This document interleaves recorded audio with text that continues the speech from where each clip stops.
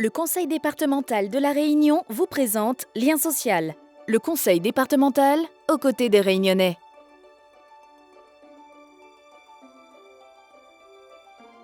Les trophées de l'accessibilité sont des récompenses décernées au niveau national, à l'initiative du concours national, pour toutes les régions de France soucieuses de l'égalité des droits et des chances, de la participation et la citoyenneté des personnes en situation de handicap.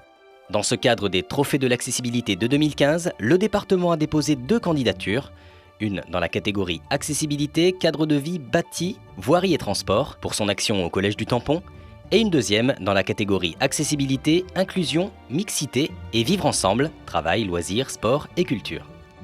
Qui bénéficie de ces trophées de l'accessibilité? On en parle tout de suite dans Lien social. Les trophées de l'accessibilité ont été créés pour récompenser et promouvoir des démarches, des initiatives, des innovations, des réalisations exemplaires, ayant pour effet des changements de comportement et de culture en matière d'accessibilité pour tous. Le département est lauréat de 2 trophées de l'accessibilité. Le premier étant pour l'Artothèque de La Réunion pour une ouverture novatrice à la culture avec les Cafés de l'Arto. Le deuxième trophée concerne son 2e collège neuf du 12e au Tampon pour sa classe Ulysse, unité localisée pour l'inclusion scolaire, mais également pour l'IMP, Institut médico-pédagogique de Bel-Air à Saint-Louis, et l'IMPRO, Institut médico-professionnel de Trois-Mars, où 2 salles ont été dédiées. Le collège du 12e a été le premier bâtiment répondant aux nouvelles normes. Il a permis une réelle prise de conscience des nouvelles méthodes et des réflexes à avoir. Florian Dijoux a 14 ans et nous explique ses divers handicaps et ce qu'il aime dans ce collège. Depuis ma naissance, j'arrive pas à me repérer dans l'espace et le temps. J'ai une scoliose et un truc de d'irréalité. Dans ce collège, il y a 2 classes particulières, de l'ULIS et de l'ADAPI. Ici, ce qui est bien, c'est que qu'il a été construit spécialement pour nous. Ici, les profs sont sympathiques. Les AVS, auxiliaires de vie sociale, apportent beaucoup d'aide aux enfants en situation de handicap. Mon handicap, qui m'empêche de me dépasser facilement, ça m'épuise. Grâce aux AVS,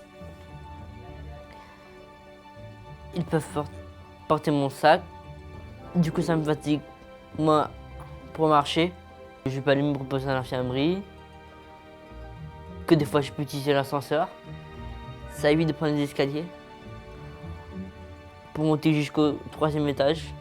Avant, j'étais fatigué.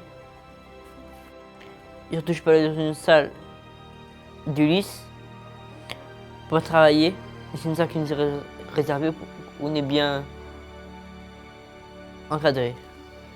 Des fois, il y a des AVS qui viennent nous aider pour les devoirs, pour la cantine, pour écrire.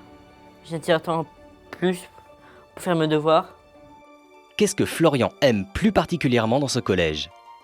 J'aimerais faire quand même plein de copains, avoir des amis. Corinne Rousseau fait partie des AVS qui suivent Florian.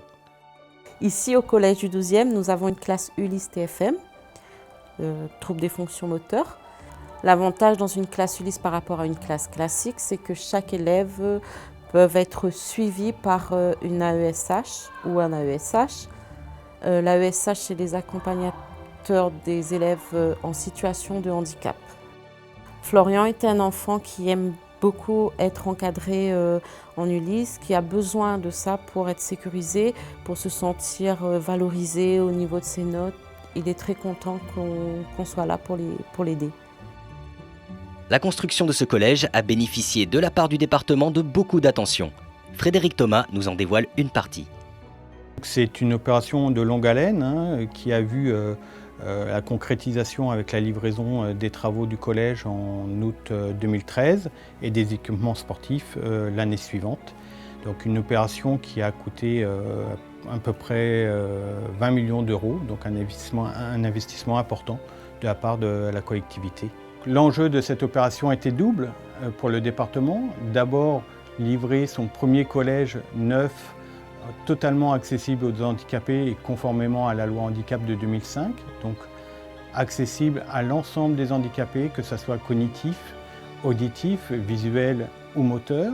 Le deuxième enjeu était d'intégrer 2 unités d'enseignement spécialisées, dont une unité de type Ulysse type 4, dédiée aux troubles de la fonction motrice. Donc, le projet concernant les 2 sections d'enseignement spécialisé a consisté donc, en cours de travaux, en concertation notamment avec l'architecte, les bureaux d'études et les entreprises, d'aménager les 2 structures en rez-de-chaussée du bâtiment pour leur offrir un meilleur cadre de vie.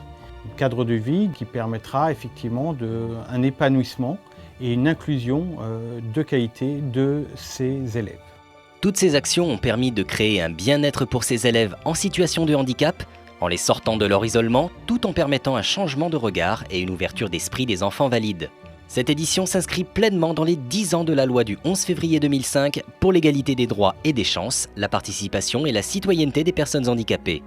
Le conseil départemental, en charge notamment de ce public, a mis en place des réalisations exemplaires, s'inscrivant dans la durée et permettant concrètement d'améliorer l'autonomie de tous dans la vie citoyenne.